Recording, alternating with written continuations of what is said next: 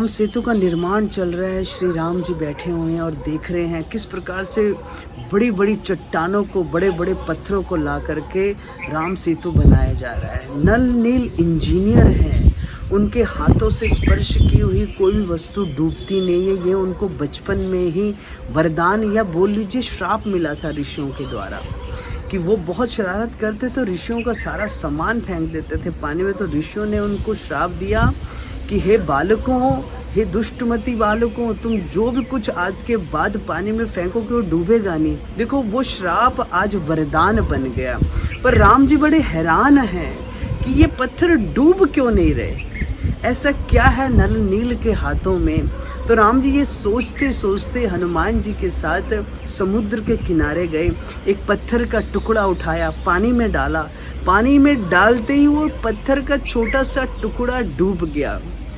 राम जी बड़े हैरान हुए, मेरे हाथ का छोटा सा पत्थर का टुकड़ा डूब गया और इन नल नील का हाथ लगा हुआ बड़ी बड़ी विशाल चट्टानें पानी में तैर रही हैं।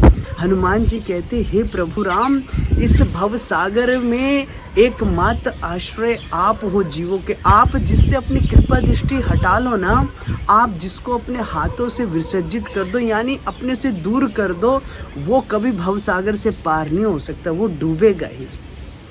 राम जी इस लीला से ये दिखाना चाहते हैं कि हे भक्तों, मैं तुम्हारे बिना अधूरा हूँ, तुम ही मेरे सर्वस्व हो।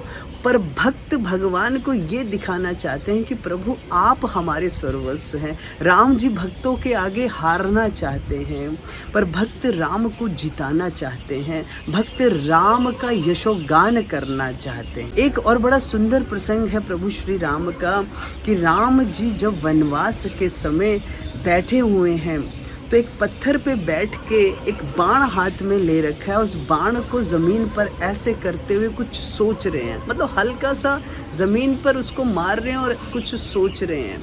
होता है कि कई बार आदमी कुछ सोचता तो पेन को हिलाता रहता है ना, ऐसे राम जी नर लीला में है।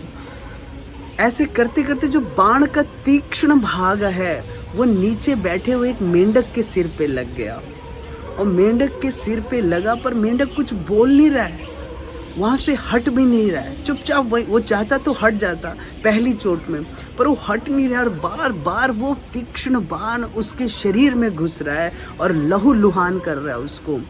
जब अचानक राम जी ने वो बाण का अगले वाला हिस्सा देखा, अग्रभाग देखा, तो उसमें रक्त रंजित भाग को देख करके राम जी बड़े हैरान हुए और उन्होंने नीचे देखा तो मेंढक बड़ा लहू लुहान था।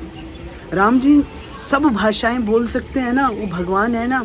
उन्होंने उनसे पूछा, उस मेंढक से, तुमने एक भी बार अपने मुंह से आवाज़ क्यों नहीं निकाली, तुम बोले क्यों नहीं, तुम्हें दर्द हो रहा है। देखो उसने क्या कहा, कहते हे राम, ये बाण अगर और किसी का होता ना, और किसी देवता का होता, मनुष्य का होता, दानव का होता, मैं बचने की कोशिश करता, मैं भागने की कोशिश करता, मैं मदद के लिए पुकारता। पर हे प्रभु, ये बाण जब आपका स्वयं है, आप परब्रह्म हो और आपकी इच्छा अगर किसी को मारने की हो जाए तो उसको कोई नहीं बचा सकता।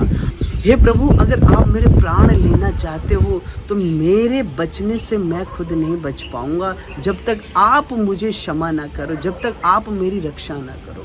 देखो भगवान अपने छोटे से भक्त के माध्यम से ये बताना चाहते हैं कि भक्त हमेशा भगवान के शरणागत होता है।